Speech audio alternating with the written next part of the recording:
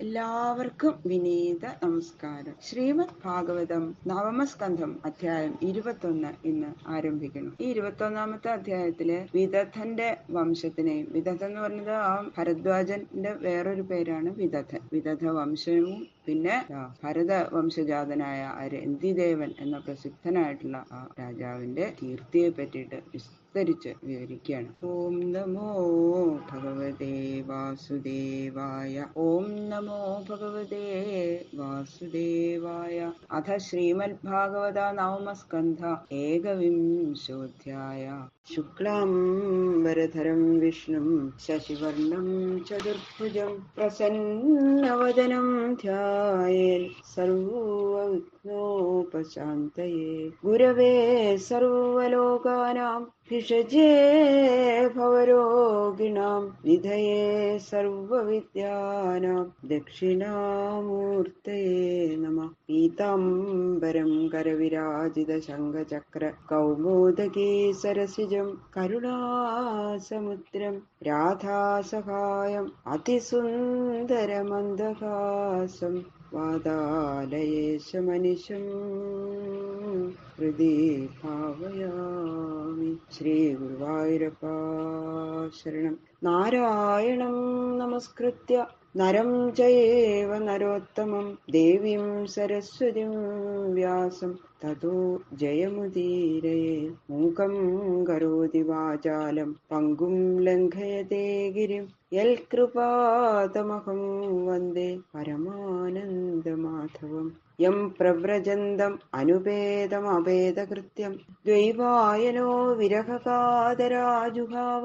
പുത്രേതി തന്മയതയാദരവോഭിനേദു തം സർവഭൂതഹൃദയം മുനിം ആനതോസ്മി. യസ്വാനുഭാവം അഖിലശ്രുതിസാരമേകം അധ്യാത്മദീപം അതിതിതീർഷതാം തമോന്ധം സംസാരിണാം കരുണയാഹ പുരാണഗുഹ്യം തം വ്യാസസൂനുമുപയാമി ഗുരും മുനീനാം. കഥാമയം ഭാഗവതാഭിധാനാം ഹരേ തനും തേ ചരിതേ ത്വദീയേ യഥാമതി ത്വൽപരിതോഷകാമസ്തൗമി പ്രസീദാച്യുത മാരുതേശ. ഗംഗണപതയേ നമഃ. സരസ്വത്യേ നമഃ. ഗുരുഭ്യോ നമഃ. ഓം നമോ ഭഗവതേ വാസുദേവായ. ഓം നമോ ഭഗവതേ വാസുദേവായ. ശ്രീശുക ഉവാച. വിദഥസ്യ സുതോ മന്യുർ ബൃഹക്ഷത്രോ ജയസ്തദാ മഹാവീര്യോ നരോ ഗർഗ സംകൃതിസ്തു നരാത്മജ. ഭരതവംശം വിദഥമായ സമയത്തില് മരുദേവരന്മാരാൽ ദാനം ചെയ്യപ്പെട്ട ഭരദ്വാജന് വിദഥൻ എന്നുകൂടി നാമധേയമുണ്ടായി. അങ്ങനെ ഒരു പേര് കൂടി വന്നു. അപ്പോ വിദഥൻ ബൃഹസ്പതി പുത്രനായതുകൊണ്ട് ബ്രാഹ്മണനാണെങ്കിലും ഭരതന്റെ ദത്തുപുത്രനാണല്ലോ, അതുകൊണ്ട് വിദഥ വംശത്തെ ഭരതവംശമായിട്ട് തന്നെ കരുതണു. വിദഥന്റെ പുത്രൻ മന്യു, അദ്ദേഹത്തിന്റെ പുത്രൻ ബൃഹൽക്ഷത്രൻ, പിന്നെ ബൃഹൽക്ഷത്രൻ, ജയൻ, മഹാവീരൻ, നരൻ, ഗർഗൻ, ഇങ്ങനെ 5 പുത്രന്മാര് ഈ മന്യുവിന് ഉണ്ടായി. ഈ നരന് ഒരു പുത്രൻ സംകൃതി. ഗുരുശ്ച രന്തിദേവശ്ച സംകൃതേ പാണ്ഡുനന്ദന രന്തിദേവസ്യ ഹി യശ ഇഹാമുത്ര ച ഗീയതേ. സംകൃതേഹ സംകൃതിക്ക്, ഗുരു ച ഗുരുവും, രന്തിദേവ ച രന്തിദേവനും, രന്തിദേവസ്യ രന്തിദേവന്റെ യശ യശസ്, ഇഹ അമുത്ര ച ഈ ലോകത്തിലും പരലോകത്തിലും ഗീയതേ ഗാനം ചെയ്യപ്പെടും. ശ്രീ ശുകബ്രഹ്മർഷി പറയണു, ഹേ പാണ്ഡുകുലത്തെ ആനന്ദിപ്പിക്കുന്ന രാജാവേ, സംകൃതിക്ക് ഗുരു, രന്തിദേവൻ എന്ന 2 പുത്രന്മാരുണ്ടായി. അതില് ഈ രന്തിദേവൻ എന്ന മഹാരാജാവിന്റെ കീർത്തി ഇഹലോകത്തിലും പരലോകത്തിലും ഉള്ളവര് കീർത്തിക്കുന്നു. എന്താണ് അദ്ദേഹത്തിന്റെ പ്രത്യേകത എന്നതാ 3 ശ്ലോകങ്ങളിൽ പറയുന്നു.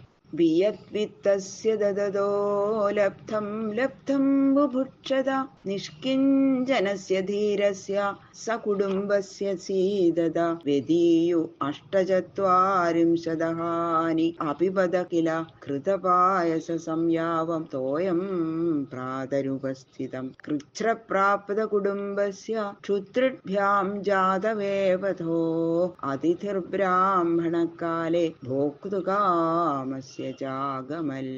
വിയത് വിത്തസ്യ ആകാശത്തിൽ നിന്ന് കിട്ടുന്ന വിത്തത്തോടു കൂടിയവനും, ബുഭുക്ഷത ഭുജിപ്പാൻ ആഗ്രഹിക്കുന്നവനും, ലബ്ധം ലബ്ധം ലഭിച്ചതിനെ ദദത ദാനം ചെയ്യുന്നവനും, നിഷ്കിഞ്ചനസ്യ അല്പം ധനവുമില്ലാത്തവനും, സകുടുംബസ്യ കുടുംബത്തോടു കൂടിയവനും, സീതത തളരുന്നവനും, അപിപദ അഭിധീരസ്യ തസ്യ ജലപാനം ചെയ്യാതെയും ഇരിക്കുന്ന ധീരനായ അദ്ദേഹത്തിന്റെ അഷ്ടചത്വാരിംശതഹാനി 48 ദിവസം വ്യതിയു കില കഴിഞ്ഞു. കാലേ ആ കാലത്തിൽ കൃതപായസ സംയാവം തോയം ച നെയ്യ് പായസം സംയാവം ജലം എന്നിവ പ്രാത ഉപസ്ഥിത പ്രാതകാലത്തിൽ ലഭിച്ചു. കൃച്ഛ്രപ്രാപ്ത കുടുംബസ്യ സങ്കടത്തിൽപ്പെട്ടിരിക്കുന്ന കുടുംബത്തോടു കൂടിയവനും, ക്ഷുത്രിഭ്യാം വിശപ്പും ദാഹവും കൊണ്ട് ജാതവേപഥോ വിറയ്ക്കുന്നവനും, ഭോക്തുകാമസ്യ ഭക്ഷിപ്പാൻ ആഗ്രഹിക്കുന്നവനുമായിരിക്കെ അതിഥി ബ്രാഹ്മണ ച അതിഥിയായിട്ടൊരു ബ്രാഹ്മണനും ആഗമിച്ചു. രന്തിദേവന്റെ ആ യശസ് എങ്ങനെയുണ്ടായത് എന്ന് അതൊരു കുറച്ച് സംഗ്രഹിച്ചു പറയണം, ചുരുക്കി പറയണം.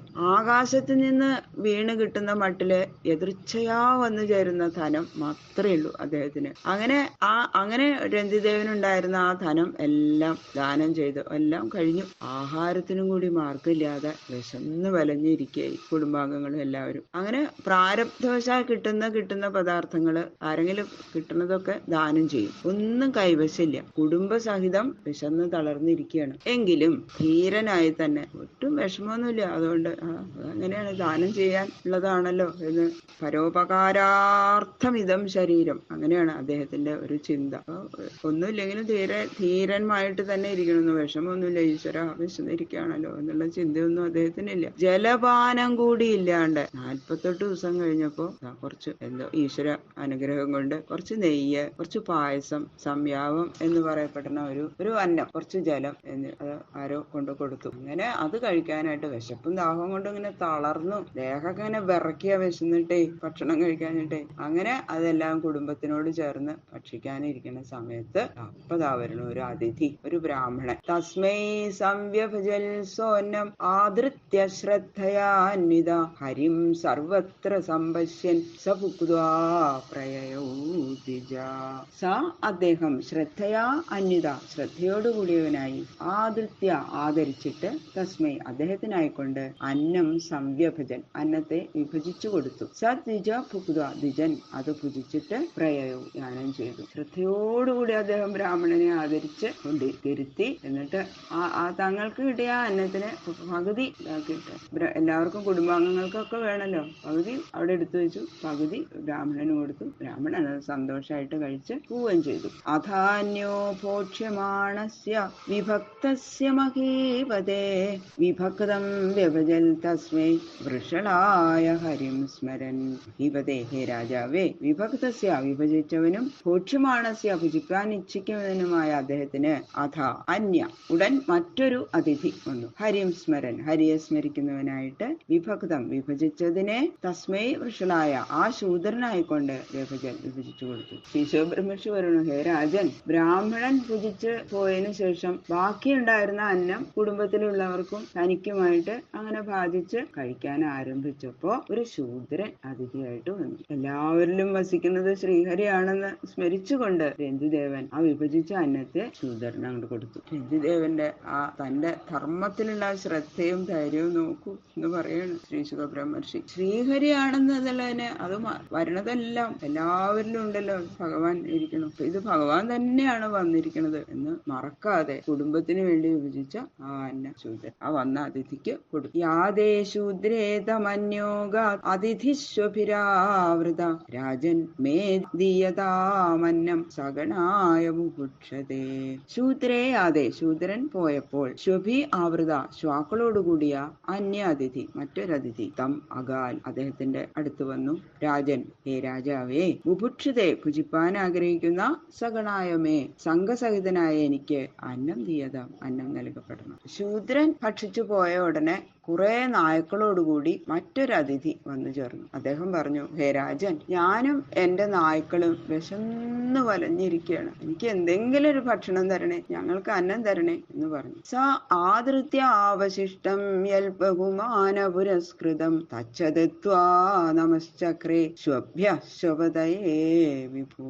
സ ആദൃത്യ അദ്ദേഹം ആദരിച്ചിട്ട്, അവശിഷ്ടം യത് ബാക്കി യാതൊന്നുണ്ടോ, തത് ച അതിനെയും, ബഹുമാന പുരസ്കൃതം ബഹുമാനത്തോടുകൂടി, ദത്വ ദാനം ചെയ്തിട്ട്, ശുഭ്യ ശ്വപതയേ ച ശ്വാക്കൾക്കും അവയുടെ നാഥനുമായിക്കൊണ്ട്, വിഭൂ സർവശക്തനായ ആ മഹാൻ നമശ്ചക്രേ നമസ്കരിച്ചു. ധീരനായ ആ രന്തിദേവൻ ബ്രാഹ്മണനും ശൂദ്രനും ഭുജിച്ചു പോയതിനു ശേഷം എത്ര ബാക്കിയുണ്ടോ ആ ബാക്കിയുള്ള ആ അന്നം ആ വന്നിരിക്കുന്ന അതിഥികളെ ആദരപൂർവം ബഹുമാനിച്ച് ഇരുത്തി വിളമ്പിക്കൊടുത്തു. അങ്ങനെ ഭക്ഷണം കൊടുത്തതിന് ശേഷം ആ ശ്വാക്കളെ കൊണ്ടുവന്ന ആ അതിഥിയെയും ഹരിഭാവനയോടി ശ്രീഹരിയാണെന്ന് വിചാരിച്ച്, ഭഗവാൻ തന്നെയാണ് വന്നിരിക്കണതെന്ന് വിചാരിച്ച് നമസ്കരിച്ചു. ബാക്കിയുള്ള ശ്ലോകങ്ങള് നാളെ നോക്കാം. സർവത്ര ഗോവിന്ദ നാമ സങ്കീർത്തനം. ഗോവിന്ദ ഗോവിന്ദ.